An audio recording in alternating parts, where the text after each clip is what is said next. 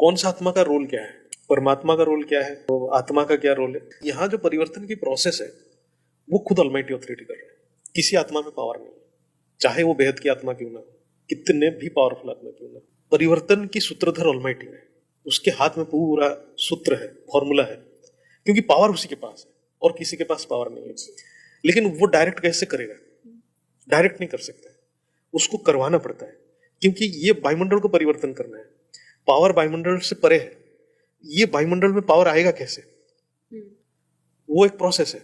जब ये जो हम जिनको भी बेहद की आत्माएं बोल रहे हैं, जो ज्ञान को समझ रहे हैं, बहुत ही हैंडफुल ऑफ सोल्स हैं जो भी ज्ञान को गहराई में समझ रहे हैं, जब उनकी उचित स्थिति होगा, पावर ग्रहण करने की स्थिति होगा, तब उसके अंदर पावर फ्लो करेगा।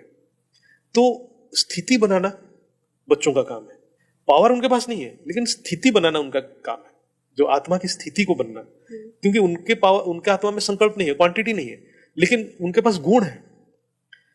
शक्ति नहीं है, गुण है, लेकिन वो गुण में वो स्थिति बना सकते हैं। स्थिति मतलब आपने ज्ञान को इमर्ज करना, इमर्ज करके उस ज्ञान वृत्ति में टिके रहना, वो स्थिति है। जब वो स्थिति में टिके रहेंगे तभी पावर ऑलमाइटी से आएगा।